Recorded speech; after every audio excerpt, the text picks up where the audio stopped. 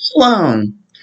Do you remember the song 16 Tons by Tennessee Ernie Ford that he recorded in 1955?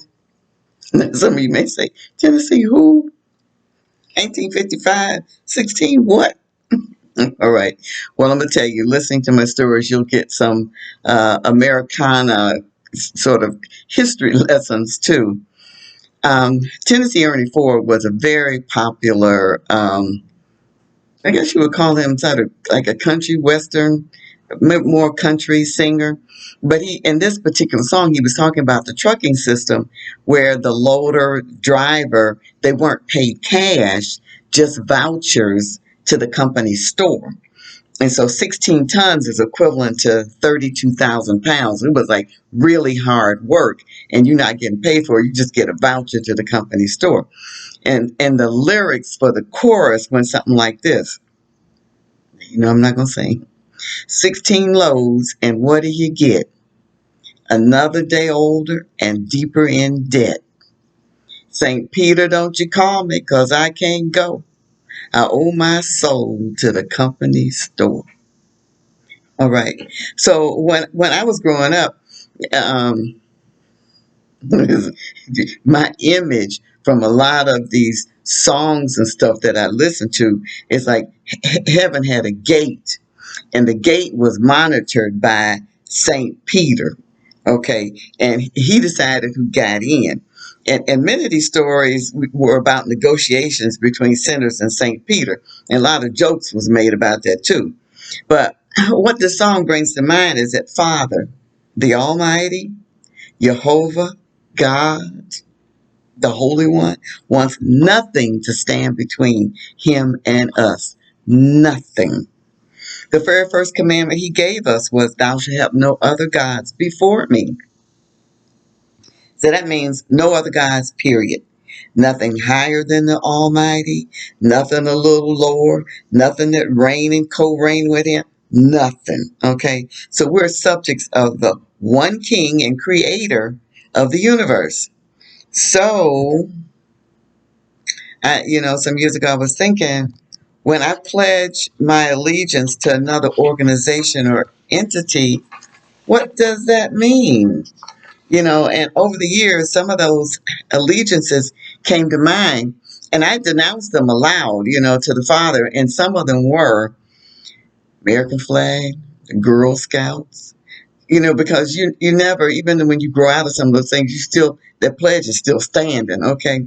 Sorority at Indiana University, American Legion, Women's Auxiliary, and several churches. The Baptist, Episcopalian, Evangelical Friends, the Nazarene, United Baptist, Seventh-day Adventists, and probably many more. Okay, and then for curiosity's sake, I said, well, I'm gonna look up what those oaths and commitments that were attached to those organizations and churches, and what was I really pledging to. I'm gonna tell you, I was shocked to see what I had come into agreement with in my ignorance of Jehovah's law. Okay, and I'll tell you about three of them. The first, the American Legion Women's Auxiliary. There's an emblem that has like a sun on it. It says, there shines the emblem of the American Legion. It's your badge of distinction, honor, and service. It stands for God and country, red flag, and the highest rights of man. Of its several parts, each has a meaning. Okay, so they're doing with this one is the emblem, and it's the rays of the sun. The rays of the sun form the background of our proud emblem and suggest the Legion's principles will dispel the darkness of violence and evil. Hold.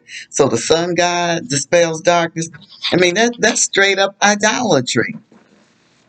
The next one was Alpha Kappa Alpha sorority. And part of what it says, the young collegians' commitment to scholarship, leadership, civic engagement, and public service, woven together by the bonds of lifelong sisterhood, form the bedrock of the rich legacy of servant leadership that epitomize the sorority to this day. So if I'm bound for life, how do I honor Jehovah when he tells me to come out from among all these pagan things? I was really beginning to see the higher order pledges, made to entities other than really to God. They were, it was idolatry. Now this last one, the Church of the Nazarenes. The Nazarenes believe that God calls Christians to take life of holy living. No, the Nazarenes believe that God calls Christians to a life of holy living that is marked by an act of God, cleansing the heart from original sin and filling the individual with love for God and humankind. Now, the Nazarenes are Sunday worshipers and do not teach God's law. So, how are you holy if you don't keep the holy law that the holy Elohim said to keep? Reading this now and a lot of the other ones, this sounds like a lot of mumbo jumbo. All right. In my list, I hadn't even gotten to relatives and friends that we make emotional and spiritual ties with by virtue of the time that we spend together and experiences that we share.